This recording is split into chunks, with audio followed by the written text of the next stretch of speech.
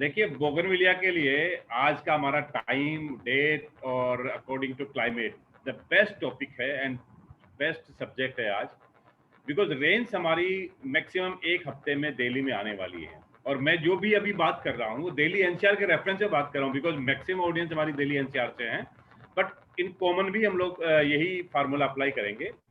But क्योंकि बारिशें आ रही हैं, बारिशें जो द है, तो अब हम लोगों को बोगनविलिया के लिए एक मेजर ऑपरेशंस करना होता है, जो मैं कई सालों से कर रहा हूँ। लास्ट ईयर भी मैंने सब लोगों को बताया, तो उस वक्त काफी लोगों ने फॉलो भी किया। नॉर्मली देखिए, बोगनविलिया अब से पहले तक और अभी तक गमलों में भी और ग्राउंड में काफी अच्छा ब्लूम कर रही है। ग्राउंड में स्पेशली ब्लूम ज्यादा कर रही है, गमलों में उसका ब्लूम कम हो गया, बिकॉज पिछले एक हफ्ते पहले हमारे कुछ प्री मानसून शावर्स आ गए थे, बारिश आ गई थी। तो अब बोगनविलिया जो पोटेड है, देखिए दो चीजें हैं, एक बोगनविलिया वो है जो आपके पॉट में है और एक बोगनविलिया वो जो आपके ग्राउंड में है। तो दोनों में हमको बेसिक कॉन्सेप्ट में डिफरेंस है। जो ग्राउंड में है वो फ्री स्टाइल में है, वो आपकी वाइल्डली ग्रो है, उसको फीड मैक्सिमम मिल रहा है, उसकी केयर आपको बहुत ज्यादा नहीं करनी होती, बट उसमें ब्लूम भी ज्यादा आता है और उसमें ग्रोथ भी ज्यादा होती है। लेकिन जो गमले में होती है उसको हमको केयर करना होता है, उसको थोड़ा हमको ट्रेन करना होता है to get the maximum benefit.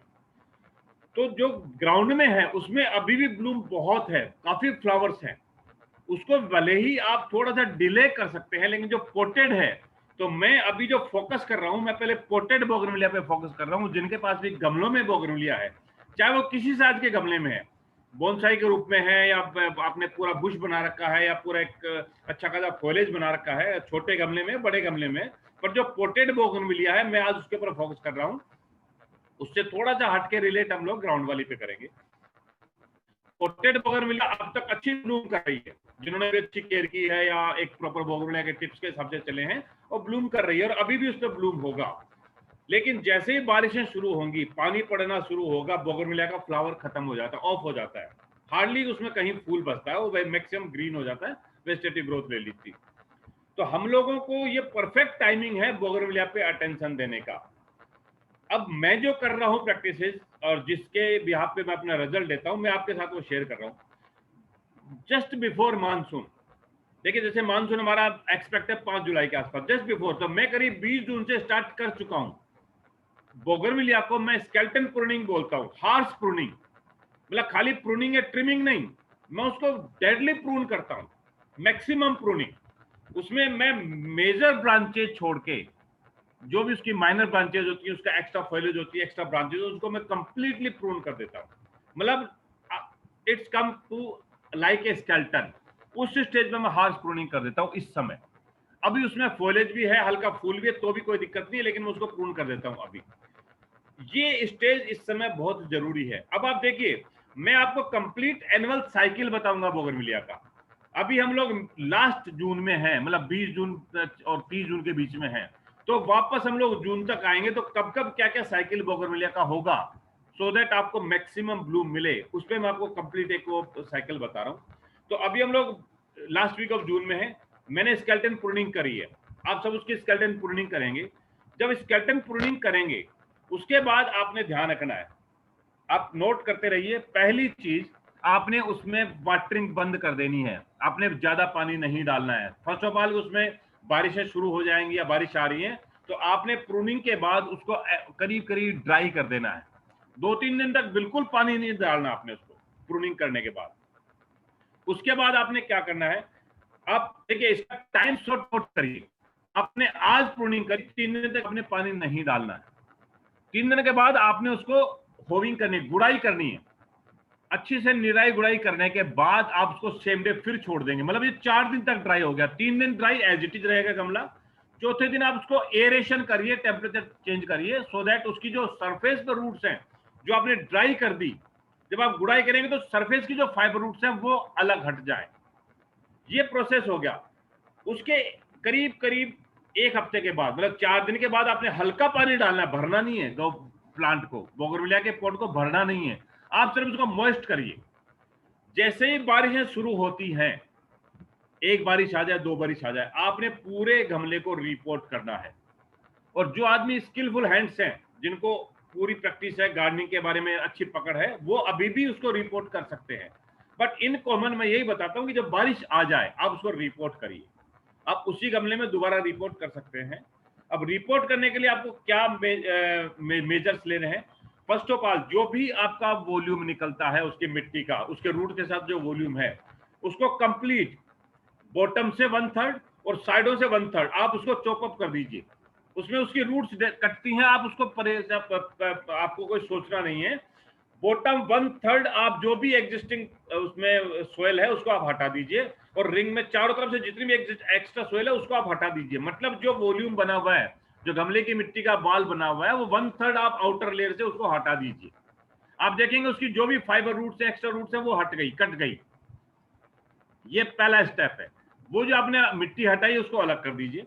दोबारा गमला जब आप भर रहे हैं, दोबारा गमला आप जब भरेंगे तो जो इतना वॉल्यूम आपने हटाया है उतना वॉल्यूम आप उसमें रिच कंपोस्ट, आप इस बात को नोट करिए, आपको सिर्फ रिच कंपोस्ट डालना है, उसमें कोई डीएपी, कोई नीम खली, कोई बोन मील अभी ऐड करने की जरूरत नहीं है। आप सिर्फ रिच कंपोस्ट जो भी आपके पास हो, चाहे लीफ मोल्ड हो, आपके पास पत्ते की खाद हो, वर्मी कंपोस्ट हो, या अच्छा गोबर का खाद हो, या आपका किचन वेस्ट कंपोस्ट हो, उसको आप, उसका जो आउटर पेरिफेरी सरफेस है जिसमें से आपने सारा मड वॉल्यूम निकाला है, उसमें रिच कंपोस्ट को 2:3 मतलब 2:3 के रेशियो में आप मिट्टी के साथ मिला के और उसको आप वापस गमले को लगा दीजिए। आपको एक्स्ट्रा, मैंने बार बार कह रहा हूं, कोई भी डीएपी, कोई एक्स्ट्रा फर्टिलाइजर इस स्टेज पे नहीं डालना है। आप सिर्फ कंपोस्ट के साथ गमले को रिपोर्ट कर दीजिए। सबसे ज्यादा इंपॉर्टेंट है, जब आप रिपोर्ट करें, अगेन जो बॉटम मेरा ड्रेन होल है वो परफेक्ट होना चाहिए। जो ड्रेन में हम लोग नीचे एक ईंट का टुकड़ा रखते हैं या पत्थर का टुकड़ा रखते हैं, गमले का टुकड़ा रखते हैं, वो ड्रेन सेल्फ परफेक्ट होना चाहिए, वो ब्लॉक नहीं होना चाहिए। बोगनविलिया में पानी रुक गया, आपकी बोगनविलिया खराब हो जाएगी।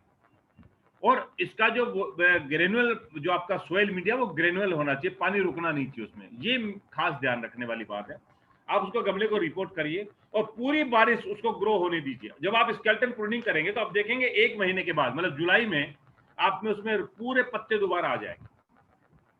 अगस्त में ये ग्रोथ करना शुरू करेगा, इसमें सिलेंड्रिकल ग्रोथ बढ़ना शुरू होगी। तो उस समय आपने क्या करना है, जो भी डिजायर्ड शेप आप चाहते हैं अपने गमले की, जो भी ब्रांच, लीनर ब्रांच ऊपर जाती है, पत्ते बढ़ते हैं, आप उसको क्लिपिंग करते रहिए।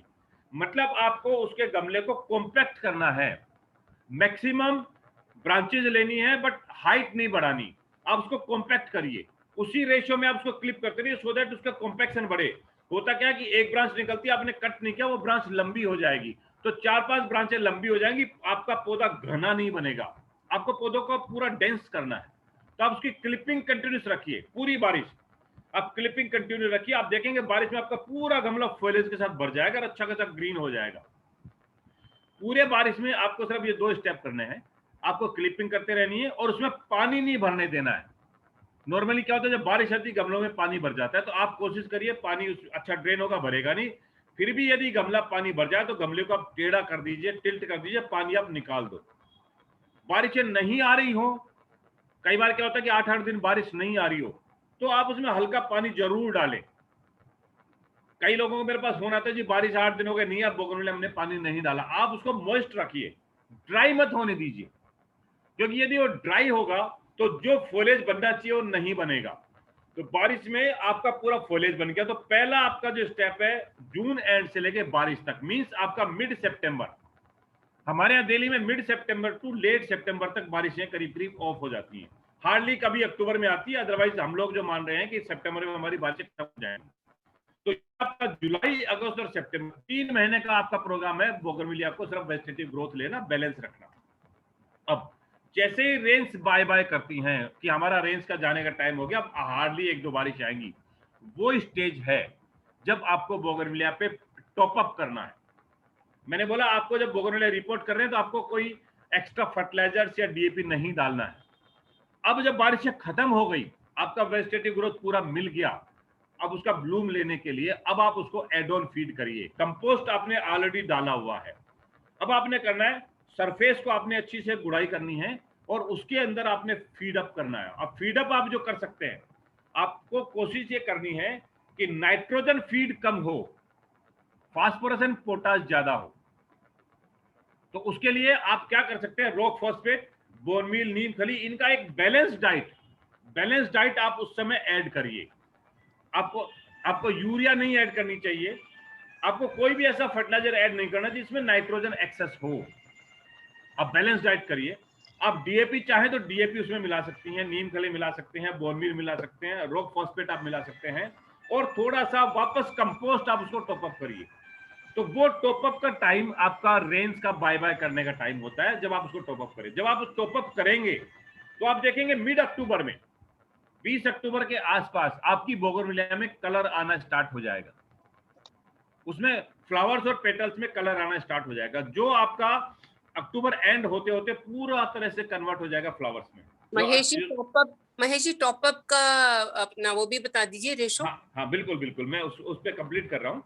तो अच्छा, तो जब हमारा अक्टूबर में देखेंगे पूरा फूल आता है, अब जो टॉपअप के रेशियो की बात है, अब इसकी जो क्वांटिटी है, ये क्वांटिटी आपकी डिपेंड करेगी टोटल आपके प्लांट के ग्रोथ के ऊपर, प्लांट का स्केलेटन कितना बड़ा है, आपकी प्लांट की एज क्या है, उसमें कितनी ब्रांचेज है, कितना बड़ा है। मैं एवरेज बता रहा हूं, इनकेस आपके पास 10 से 12 इंच का गमला है और उसमें आपने बोगनविलिया लगा रखी है, उसकी ग्रोथ अच्छी है, उसका स्टेम बहुत अच्छा है, और फॉइलेज आपका जैसे 1.5 से 2 फुट का बन गया, मतलब एक बैलेंस पोर्ट है, तो टॉपअप में आप करीब 100 ग्राम की क्वांटिटी, 100 ग्राम, मतलब हमारी यदि हम लोग लोकल उसमें बात करें तो 2 मुट्ठी मिक्सचर ऑफ नीम खली, बोन मील, थोड़ा सा डीएपी, 1 या 2 चम्मच, इनका आप उसमें टॉपअप कर सकते हैं विद कंपोस्ट। जैसे आपने 2 मुट्ठी आपने ली नीम खली, बोन मील, 1 मुट्ठी नीम खली, 1 मुट्ठी बोन मील, थोड़ा सा डीएपी और साथ में कंपोस्ट, गमले को आपने टॉपअप कर दिया, ये एक गमले के लिए सफिशिएंट है। आपका गमला छोटा है, आप इसको उसी रेशियो में कम कर दीजिए, बड़ा है तो आप उसी रेशियो में इसको बढ़ा दीजिए। ये उस समय एक परफेक्ट डाइट होगी। अब देखिए, ये टॉपअप आपका हुआ, अब आप इसको ब्रीफ करिए। जुलाई फर्स्ट वीक में आपने इसको रिपोर्ट किया विद कंपोस्ट, सितंबर एंड में आपने इसको टॉपअप किया विद कंपोस्ट एंड फीडअप, ये आपका सेकंड डोज हो गई। इस सेकंड डोज के साथ में क्या होता है, अक्टूबर में आपकी बोगनविलिया फ्लश करना स्टार्ट करती है, पूरा ब्लूम करती है, और ये वो स्टेज होता है जब आपको पानी का ध्यान रखना है। बारिशें खत्म हो चुकी हैं, उस समय हमारा टेम्परेचर डाउन होना स्टार्ट हो चुका होता है। तो 2 चीज आपको ध्यान रखनी पड़ेगी। पहली चीज, आपकी बोगनविलिया फुल सन में होनी चाहिए, शेड में होगी कलर नहीं आएगा, बोगनविलिया फुल सन में होनी चाहिए। सेकेंडली, इसमें ओवर वाटरिंग नहीं होना चाहिए, उस स्टेज के बाद उसमें ओवर वाटरिंग नहीं होगी, आपको मॉडरेट वाटरिंग करनी है। मींस आपको जड़ों को नम रखना है, उसको पानी बहुत ज्यादा पिलाना नहीं है, जड़ों में ड्राइनेस नहीं आनी चाहिए, नमी रहनी चाहिए, आपका फ्लावर उतना बढ़िया आएगा। तो आपको ये 2 स्टेज रखनी है। अब आपने क्या करना है, जब अक्टूबर में ब्लूम स्टार्ट होगा, ये ब्लूम आपका टिल दिसंबर चलेगा, दिसंबर तक वो पोट आपका कंटिन्यूसली ब्लूम करता रहेगा। उसके बाद आपने इसमें, इनकेस आपको लगता है कि आपको बहुत ज्यादा धूप नहीं मिल रही है, जिनके यहाँ धूप मिल रही है उनके लिए ये स्टेप जरूरी नहीं है, लेकिन जिनके यहाँ धूप कम है, मतलब आपको सुबह धूप मिल रही है, शाम को धूप मिल रही है, उनको इन बिटवीन थोड़ा सा एनपीके का लिक्विड फर्टिलाइजर रूट्स में डाल देना चाहिए। जिनके यहाँ धूप कम मिलती है, बिल्कुल नहीं मिलेगी, फूल नहीं आएगा। कम मिलती है मीन सुबह 4-5 घंटे मिलती है, शाम को 4-5 घंटे मिलती है, तो और यदि फुल डे सन है तो आपको एनपीके या कोई भी एक्स्ट्रा ऐड करने की जरूरत नहीं है आफ्टर सितंबर फीडिंग। तो ये जो बोगनविलिया आपकी दिसंबर तक अच्छा खासा ब्लूम करेगी। अब आप देखते हैं कि अक्टूबर में हमारा टेम्परेचर डाउन होना स्टार्ट हुआ था और वो कंटिन्यूसली डाउन होना स्टार्ट हो जाता है, डेज हमारे डे नाइट कम हो जाती है। दिसंबर तक आते आते हमारा डे लाइट कम हो जाएगी और ठंड बढ़ जाती है। दिसंबर में क्या होता है, जब हमारा टेम्परेचर डाउन हो जाता है, दिन की धूप बहुत कम हो जाती है, बोगनविलिया अपने फ्लावर्स को कम करना स्टार्ट कर देगी, मतलब उसमें उस समय लगेगा कि जो फूल है जड़ के दोबारा फूल नहीं आ रहे, बिकॉज बोगनविलिया उस समय डोरमेंसी पे जाना स्टार्ट करती है। ये मैं गमले की बात कर रहा हूं, जिनके यहाँ ग्राउंड में है उनके यहाँ डोरमेंसी नहीं होगी। तो दिसंबर 15 से लेकर 15 जनवरी के बीच में 1 महीना प्रवीण जी, किसी की आवाज आ रही है बहुत ज्यादा। तो वो जो 1 महीना है पीक हमारे विंटर्स का, उस समय बोगनविलिया करीब करीब डोरमेंट होती है, उतना बढ़िया फूल नहीं देती। एक्सेप्शन कुछ वैरायटीज का है जो फूल देंगी, वो कुछ वैरायटीज है, बट इन जनरल बोगनविलिया उस वक्त फूल नहीं देगी। अब अगेन जो 15 दिसंबर से 15 जनवरी का आपका टाइम है, ये आपका बोगनविलिया का सेकंड ट्रीटमेंट का टाइम है। पहला ट्रीटमेंट हमने जून में किया, सेकंड ट्रीटमेंट का टाइम हमारा आता है वो 1 महीने के दौरान।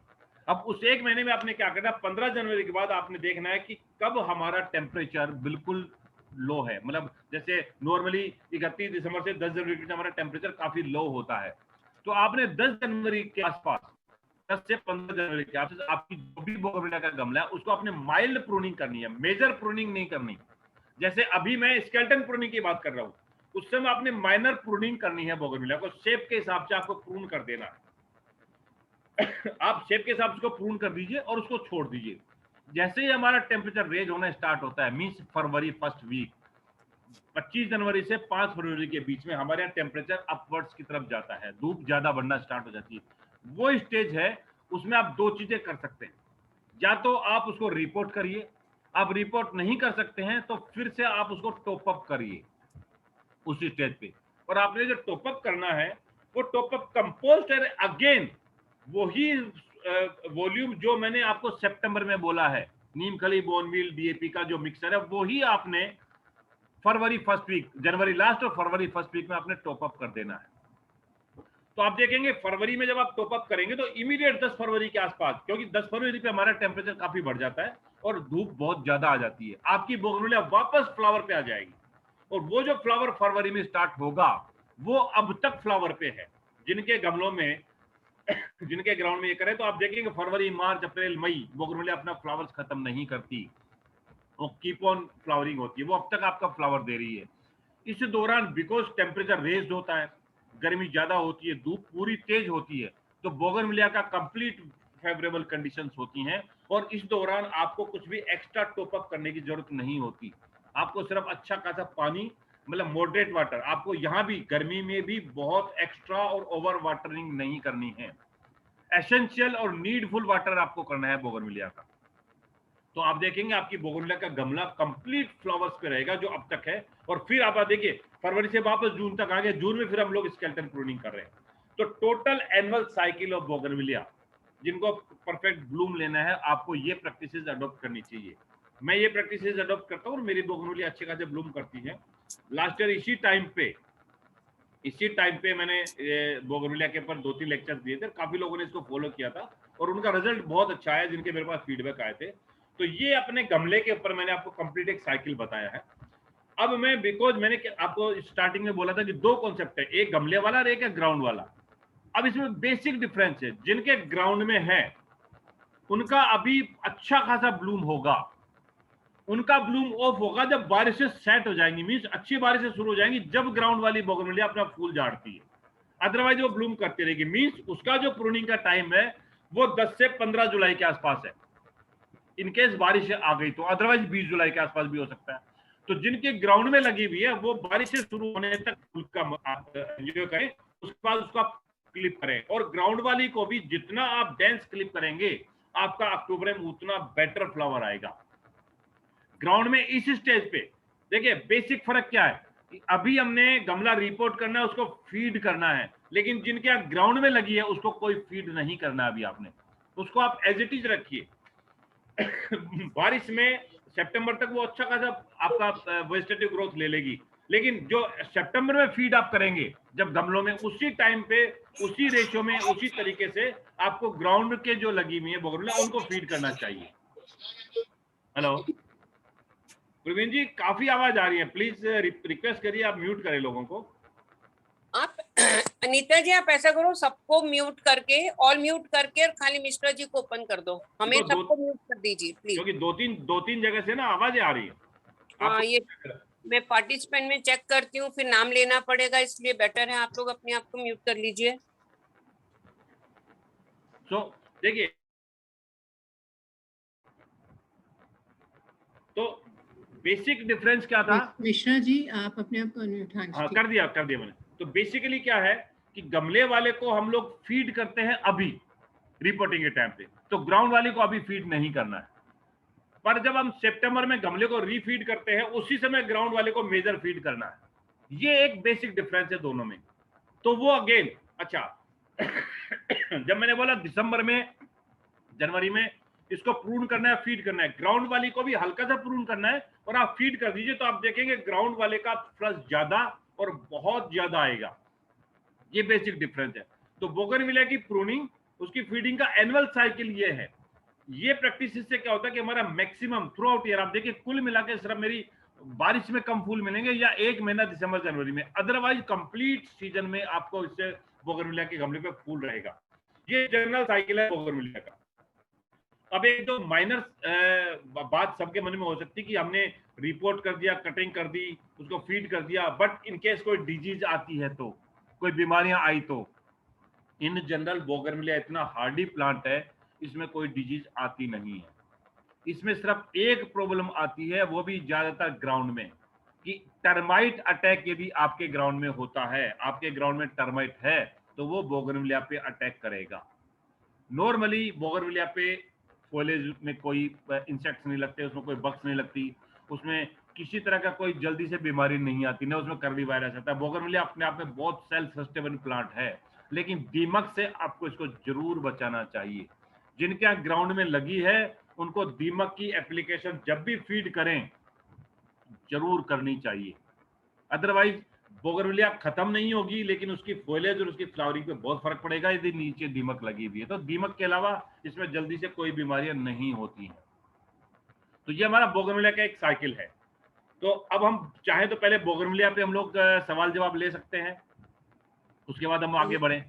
मिश्रा जी, सवाल जवाब से पहले आपसे रिक्वेस्ट है कि मैंने सबको प्रॉमिस किया है कि आप हमें प्रूनिंग करके दिखाएंगे। चलिए एक गमला मैं आपको प्रूनिंग करके दिखाता हूँ, छोटा वो। Thank you pruning and reporting दिखा दीजिए। नहीं, रिपोर्टिंग तो शायद अभी नहीं कर पाऊंगा मैं उसकी, मैं प्रूनिंग आपको दिखा रहा हूँ। प्रूनिंग दिखा दीजिए प्लीज। मैं आपको है ना, एक मिनट में अभी आपको, मेरा छोटा गमला है क्योंकि छत पे धूप बहुत तेज है, छत पे बड़े गमलों के, मैं लैपटॉप से बात कर रहा हूँ इसलिए लैपटॉप पर।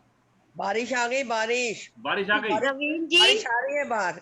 क्या बात है, प्रवीण जी, हाँ जी रूपा जी बोलिए।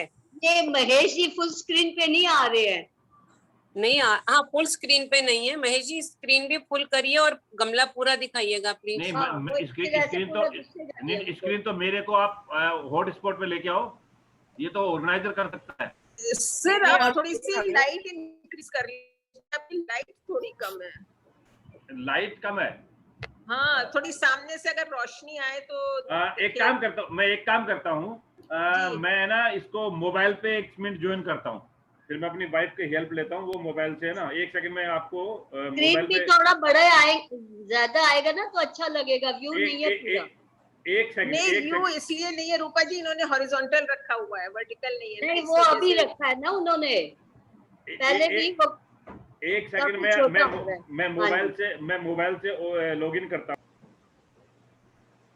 तो बेसिकली आप देखिए, ये मेरा, मैं इसको एक छोटे पोर्ट्रेट उसमें ट्राई कर रहा हूँ, और ये अभी कंप्लीट फ्लॉप उस पे है, उस पे अभी इसको मैंने क्या करना है, इसको स्केल्टन करना है, सो दैट मैं इसको अच्छे से ले पाऊँ। आप देखिए इसमें फ्लावर्स भी हैं, तो मैं फ्लावर्स का लालच नहीं करूंगा।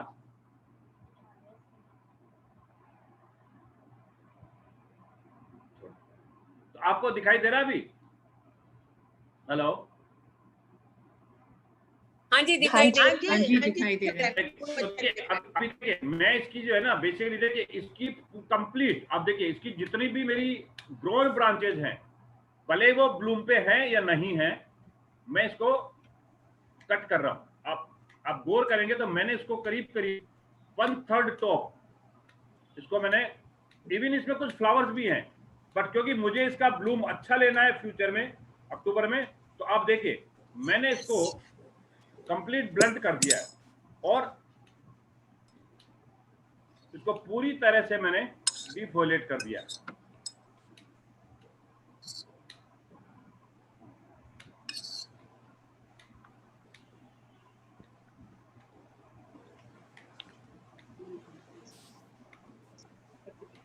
देखिए सिर्फ मैंने इसमें मेजर ब्रांचेस छोड़ी हैं, और बाकी सारा आप यदि गौर करें तो ये सारा हम बना देंगे चाहे।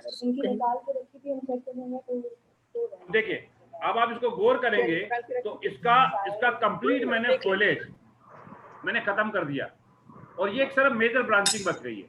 तो ये स्केल्टन प्रूनिंग हो गई। अब इसमें आप देखेंगे तो इसकी ग्रोथ इससे डबल थी, वो सारी मैंने हटा दी है। इवन इसमें फ्लावर्स थे, मैंने वो भी हटा दिए हैं, और इसको मेजर ब्रांचेस सब हटा के, और ये देखिए कंप्लीट मैंने इसको स्केलेटन पे लेके आ गया हूं। अब क्या होगा कि जब ये ग्रोथ लेना स्टार्ट करेगा तो ये सारा का सारा एक कंट्रोल्ड में फॉलेज आएगा इसका, और उसी स्टेज में मेरे फ्लावर्स आएंगे। तो ये एक बहुत अच्छा का जब बोनसाई इफेक्ट बनेगा और एक बुके ऑफ फ्लावर्स बनेगा। तो आपको जितने भी गमले हैं उसी तरह से आपको स्केलेटन प्रूनिंग करनी है। आई थिंक आपको क्लियर दिख रहा होगा। जी जी ठीक दिख रहा है। अच्छा, अब आप देखिए ये कंप्लीट फुल ऑफ फॉलेज था, फुल ऑफ ब्रांचेस था, मैंने कंप्लीट कम करके और इसको एक फॉर्म में लेके आ गया। अब मैं इसको क्या होगा, जैसे जैसे फॉलेज बढ़ेगी मैं इस शेप से आउट नहीं होने दूंगा इसको, और पूरी बारिश में जो फॉलेज आएगा और उसके बाद मैं इसको रीफीड करूंगा। अभी आप देखिए इसके गमले को अभी मैं रीफीड नहीं कर सकता। मैं एक काम कर रहा हूं आपके लिए, मेरा एक मैं वीडियो है वो आपको शेयर कर दूंगा जिसमें मैंने रीफीड करना और प्रूनिंग करना पूरा शो किया हुआ है, वो आप शेयर कर सकते हैं सबके साथ में। तो आपने बोगनविलिया के जितने भी गमले हैं, खासकर गमले, आपको उसको स्केलेटन कटिंग करके और उसको रीफीड करना है, बट इसमें गैप होना चाहिए। जिस दिन आप स्केलेटन कटिंग करते हैं उसी दिन आप मत करिए। एक्चुअली क्या होता है कि किसी आदमी को हम लोग डबल शॉक नहीं दे सकते। आपने ऊपर से कटिंग करी, नीचे रूट भी कटिंग कर दी, प्लांट को डबल शॉक लगेगा। तो आप ऊपर से कट करिए, उसको हील अप होने दीजिए 1 वीक के लिए, फिर आप उसकी रूट कटिंग करिए, तो प्लांट सस्टेबल होगा। आपने दोनों एक्शन एक साथ किए। देखिए जिनके स्किलफुल हैंड होते हैं, जैसे इलाज नहीं करेंगे तो इनका परफेक्ट होगा सेम डे, क्योंकि इनके हाथों में जादू है। लेकिन इन जनरल मैं यही रिक्वेस्ट करता हूं लोगों से कि 1 हफ्ते का गैप देना चाहिए, सो दैट प्लांट हील कर सके। उसके बाद आप चेंज करिए, बिकॉज जब हम रिपोर्ट करेंगे इसके रूट्स को कट करते हैं, तो रूट्स भी कट करें, उसका सिर भी कट करें, तो प्लांट को शॉक लगता है। इसलिए हील करिए, फिर आप इसको रिपोर्ट करिए। तो ये जो मेरा प्रोसेस है बोगनविलिया का, ये मेरे लिए बेस्ट रिजल्ट देता है, मेरे गमलों के लिए और मेरे ग्राउंड के बोगनविलिया जिनकी ब्यूटी अक्सर आप लोग देखते हैं। आप फॉलो करिए, मुझे उम्मीद है बोगनविलिया बहुत अच्छे से आपके खिल के आएगी। तो प्रवीण जी पहले हम बोगनविलिया पे सवाल ले लेते, फिर नेक्स्ट जो भी टॉपिक होगा उसके बाद महेश जी एक रिक्वेस्ट और है, क्योंकि हमारे साथ बहुत से नए मेंबर जुड़े हैं, एक बार सॉइल मिक्स जरा बता दीजिए। ओके। तो देखिए मैं आपको बोगनविलिया के इसके लिए स्पेसिफिक बता रहा हूँ। जिन लोगों को बोगनविलिया स्टार्ट करनी है, नई पोटिंग कि नया पौधा लेके आ रहे हैं और वो नया पौधा अभी गमले में लगाएंगे, तो उनको कुछ चीजें प्रिकॉशनरी ध्यान रखनी चाहिए। पहली चीज, जो भी बोगनविलिया वो परचेज कर रहे हैं ग्राउंड में, मतलब नर्सरी से किसी से भी, तो आपको वैरायटी के बारे में श्योरिटी होनी चाहिए कि आप क्या वैरायटी ले रहे हैं, सो दैट आप वैरायटी के अकॉर्डिंगली उसका ट्रीट कर सको। तो पहली चीज आपको वैरायटी। दूसरा, जब भी आप रिपोर्ट करें, आप एक वायबल साइज का गमला लें। गमले को भरने के लिए सबसे नीचे आपको ड्रेन सेल बनानी होगी। खाली 1 ईंट का टुकड़ा रखने से काम नहीं चलेगा, कम से कम 1 इंच की लेयर आपको पूरी ब्रिक्स की या गमले के टुकड़ों की रखनी चाहिए। ड्रेन सेल जरूर बनानी चाहिए। प्रवीण जी प्लीज म्यूट करवाइए। किसी के ना बर्तनों की आवाज आ रही है, प्लेट की। भाई जिनके भी बर्तनों तो की आवाज आ रही है, वो कर रही हूँ। नहीं, बारिश आ रही है, कोई पकौड़े। उसके बाद आप अनम्यूट मैं प्रवीण मैं रिक्वेस्ट कर रहा हूं, जिनके घर के बर्तनों की आवाज, हाँ जी अनम्यूट कर लीजिए महेश। तो देखिए पहला चीज आपको ड्रेन सेल अच्छी बनानी होगी। दूसरा, मिक्सर जो होगा आपको इसमें वेल ड्रेन मिक्सचर बनाना है। मिट्टी ऐसी होनी चाहिए जो ग्रेनुअल हो, दानेदार हो। वेल ड्रेन मतलब पानी आप डालें तो पानी मिट्टी को गीला करते हुए निकल जाए, पानी खड़ा नहीं रहे, उसमें पानी होल्ड नहीं होना चाहिए। तो मिट्टी यदि आपकी क्ले है तो आप उसको ग्रेनुअल करिए, उसमें आपको खाद और आपको दानेदार मिट्टी, मतलब आपको बदरपुर या क्रश एंड मिला देनी चाहिए ताकि वो ड्रेन हो। अब सोयल मिक्सचर आपको है, तो सोयल मिक्सचर का बेस्ट तरीका है कि 30% आपको सोयल लेनी चाहिए, 30% आपको कंपोस्ट लेनी चाहिए और 30% आपको ग्रेनुअल मीडिया। मतलब एक गमले के लिए यदि आपका 1 क्यूबिक फीट है तो उसका 30% आपको मिट्टी, खाद और ग्रेनुअल पार्ट, मतलब उसमें या तो दानेदार मिट्टी मिले, कोकोबीट मिले, या आप उसके अंदर ईंटों के टुकड़े मिलाओ। 10% हम लोग व्हाइट सुपर छोड़ते हैं गमले में टॉप अप करते रहने के लिए। तो ये एक हेल्दी सोयल मीडिया है आपके गमले के लिए, बोगनविलिया के लिए। दूसरी प्रिकॉशन आपको रखनी चाहिए, जब भी आप गमला खरीद के लाते हैं या बोगनविलिया खरीद के लाते हैं, उसमें जो एग्जिस्टिंग मिट्टी है वो डिपेंड करता है कि आपकी मिट्टी बेंगलोर की है, कैलकाटा की है या यूपी से आप लेके आ रहे हैं। इनकेस बेंगलोर की, कैलकाटा की मिट्टी है तो आप कोशिश करिए उस मिट्टी को लूज कर दीजिए, बिकॉज वो क्ले सॉइल होती है। आप उसको लूज करके अपने सॉइल मीडिया में लगाइए, आपकी बोगनविलिया की ग्रोथ अच्छी होगी। बाकी टॉप आपको मैंने बताया सारा। तो soil media soft, well drain and enrich with compost होना चाहिए बोगनविलिया के लिए। हाँ Praveen ji, thank you so much Mahesh ji. हाँ, अच्छा, मैं एक टॉपिक और लेना चाह रहा हूं 2 मिनट के लिए। कुछ लोगों की रिक्वेस्ट थी कि मेरे यहाँ पे हेजेस बनी हुई हैं, उनके लिए क्या करें? हेजेस का मतलब आपकी ग्राउंड में लगी हुई है?